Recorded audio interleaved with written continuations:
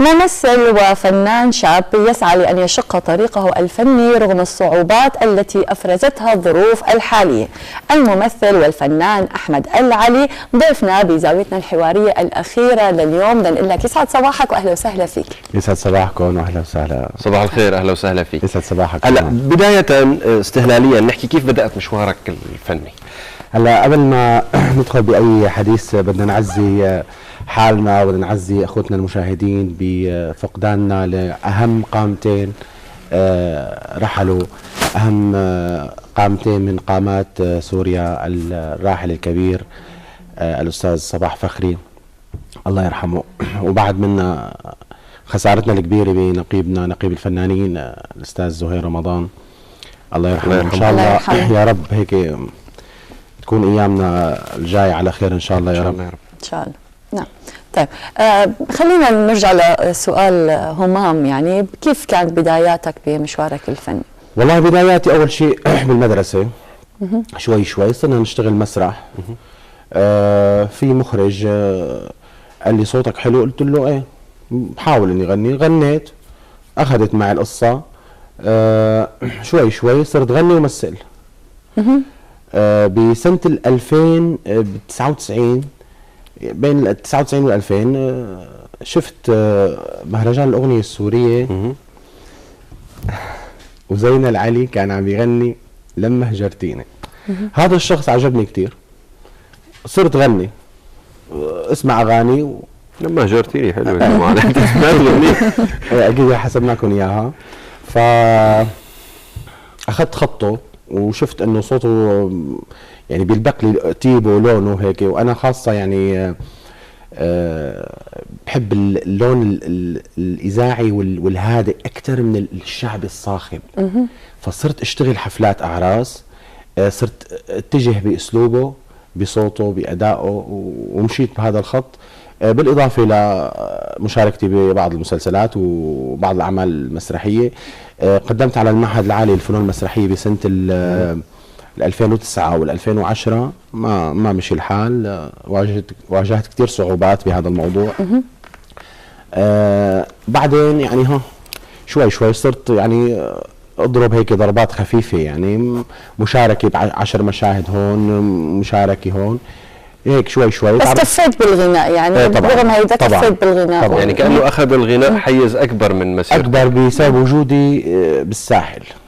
طيب هلا هو يمكن نحن كنا مقدما بدنا نسمع منه الغنية، بس كونك حكيت على لما هجرتيني ما بعرف خارج نسمع شيء منها؟ ايه تفضل. بعدين خلينا نحكي عن المسلسلات.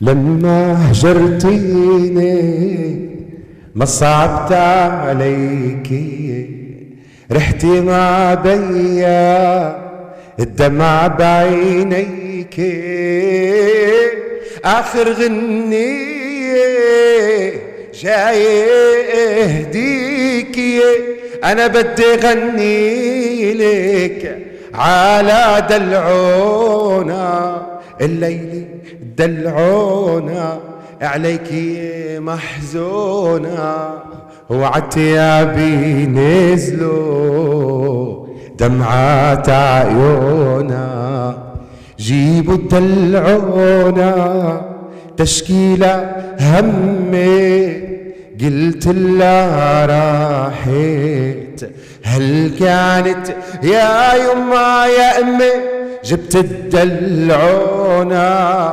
تشكيلة أنا همي، قلت لها راحت هل كانت يمي، عودي يا سمراء وحزاني لميك، خايف عغيابك يسود الكونا، الليل يدلعونا عليكي محزونة، وعتيابي نزلوا دمعات عيونا، عتيابي نزلوا دمعات عيونا. حلو. الله يعطيك العافيه. يعطيك الف عافيه. انا اللي لفتني شغله هو ما بعرف اذا حضرتك قد ايه الشخص اليوم فعلا لازم يعرف شو هي خامه صوته، شو هي الاغاني اللي بتلبق له، ما يكون هو وراء يعني الحداثه اللي هي عم نشوف مثلا نحن مطربين عم بغنوا اي شيء دارج اليوم. صحيح. ما عم نشوفه اليوم. انت عم تقول انه حبيت أذين العلي، حبيت طبقه صوته حتى بتشبهه، يعني هو عم بغني في شبه بالطبقه.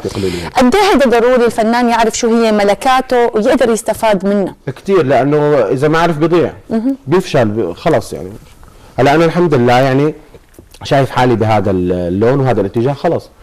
في مثلا في بعض ما جربت غنيت شيء مثلا حديث او عملت شيء هيك حسيته لبق لك ما لبق لك مثلا؟ بلا بس بشكل عام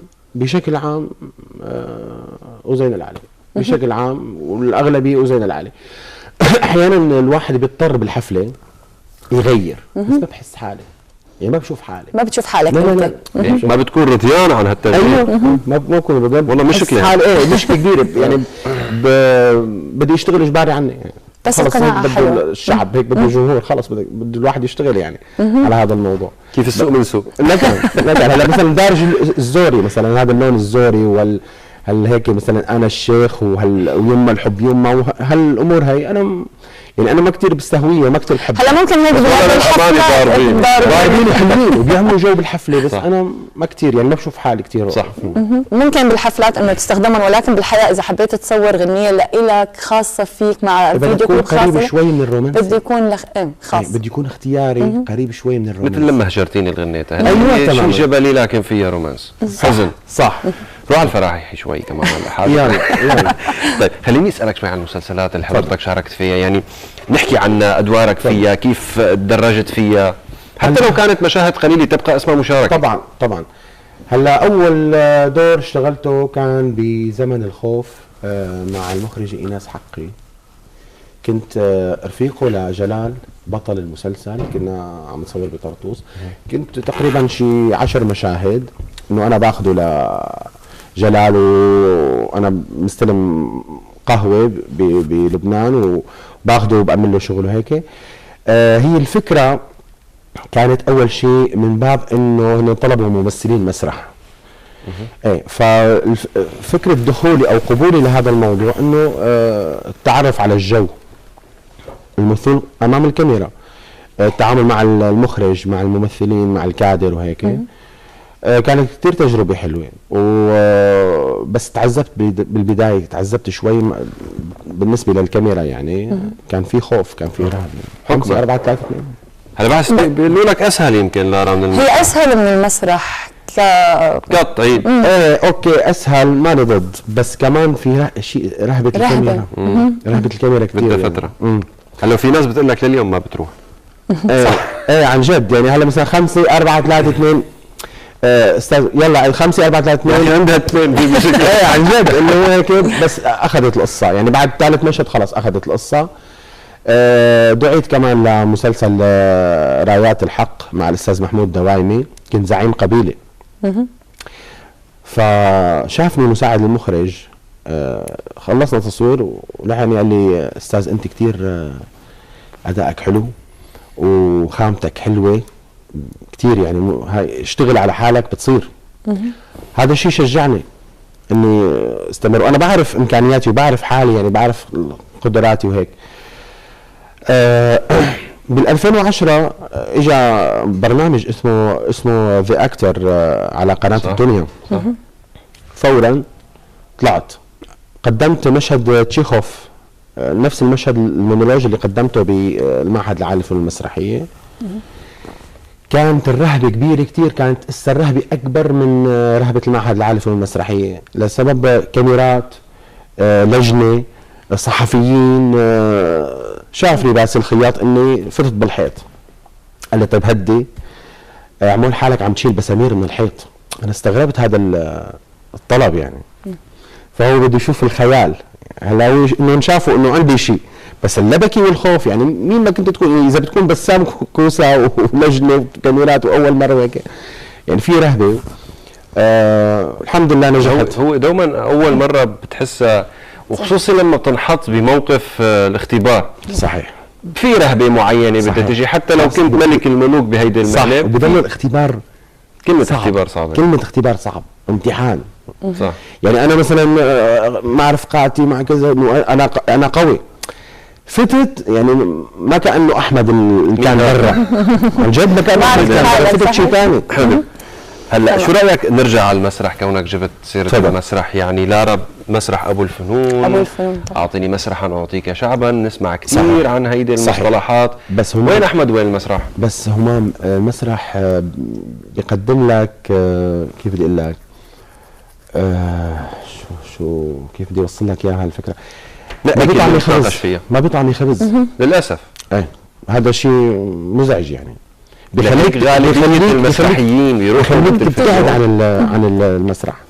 بدنا نشتغل، بدنا نعيش يعني بشكل عام. لا حق ما في يعني عليك في كثير ناس بالشام عم يشتغلوا عمل ثاني، بس محبتهم بالمسرح عم يشتغلوا مسرح، بس بنفس الوقت عم يشتغلوا مجال ثاني لانه ما في اجر يعني.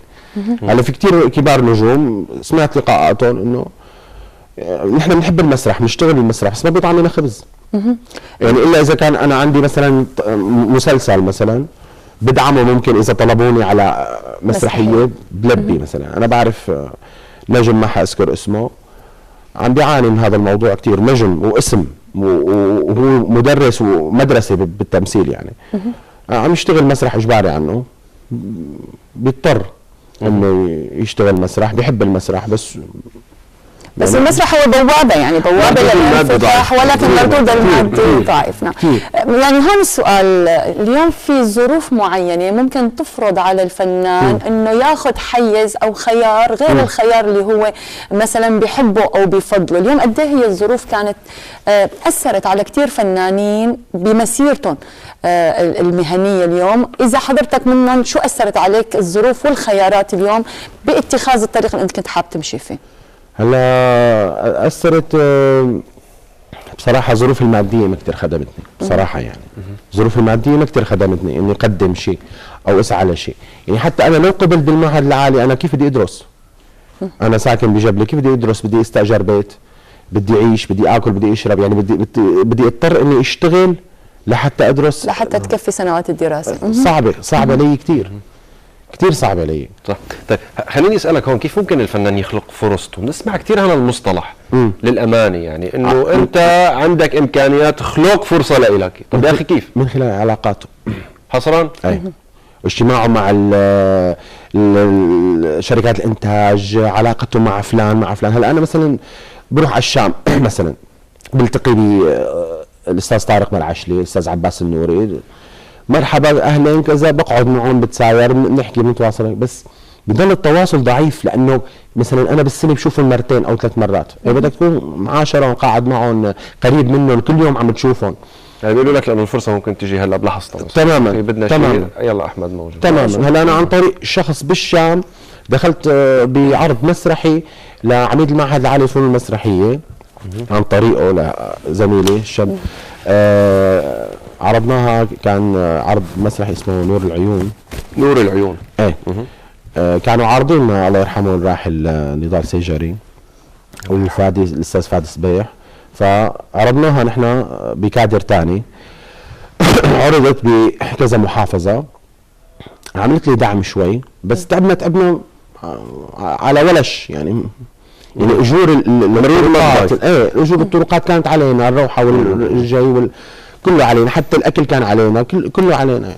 تبقى في السي في شاركت بس يعني عم حاول لك انا عم حاول يعطيك فسحه هي بصيص الامل، يعني صعب ولكن الا في يعني ممكن مثلا بعد هيك مثلا يشوفني مخرج بالصدفه انه بدي هذا الشخص لهالدور عندي مثلا، وجهه بدي اياه مثلا، شخصيته كاركتره ممكن مطلوب عندي بدور مثلا، ممكن مصاري نسرين طافش مثلا. نسرين طافش شافها الاستاذ حاتم علي الله يرحمه، الاستاذ حاتم علي شافها بعرض مسرحي واخذها استثمرها. هي فرصه دوما بتظهر فرصه معينه، يعني في ناس كثير بيسمعونا هلا بيقولوا انه ممكن الفرصه تيجي باي لحظه، فانت لازم تخوض كل المجالات. انا لي 15 سنه 15 سنه لا تفقد الامل. في بعض احمد ممكن يخبرك انه 15 سنه هي ولا شيء. ممكن هلا مش عم بحكي على ضروري عنا بسوريا يا اخي، ممكن تسمع عن اي فنان باي وطن بالوطن العربي او حتى بالعالم ممكن يحكي لك قصته تلاقي ناطر اكثر من صحيح، ولمع بدوره، في كثير امثله. نعم. هلا انا بدي اسال عن السينما، ما بعرف لارا شو رايك؟ السينما يعني يا ريت لو صحتي فرصه لارا متابعه سينما وانا متابع سينما، لهيك دوما بنحب نسال عن السينما. وانا لو صح لي لشاركت يعني عن طريق كمان شاب صحفي اللي هيعرفك على استاذ جود سعيد. تواصلنا على التليفون بس ما كان إلي يعني دور عنده بالفيلم.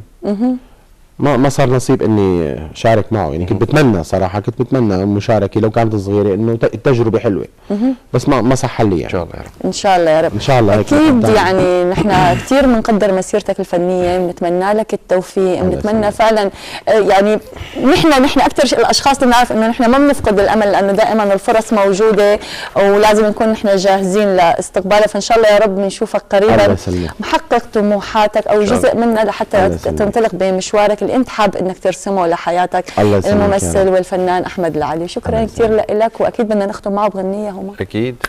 طيب يلا تفضل. تفضل، شو بدك تغني لنا؟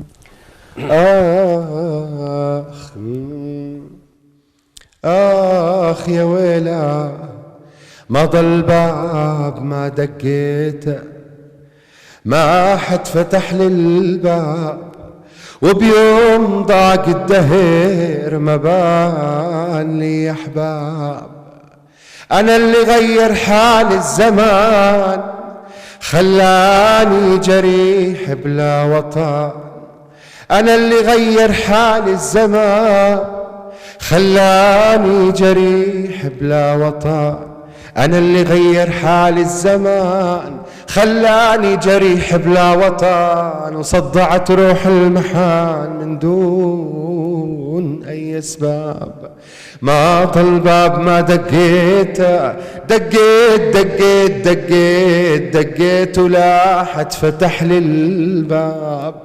قلبي مريض ومدمن عليك يا رب، هذا القلب لا تشفيه. ادعيلي دخيلك تاعي زد لي سنين، خايف بحبك عمري ما يكفيه.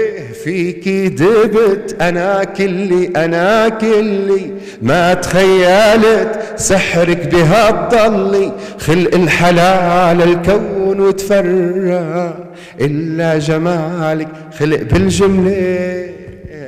نحكي بصراحة شوية سكار، فيها الحلا واضح معي أكتر.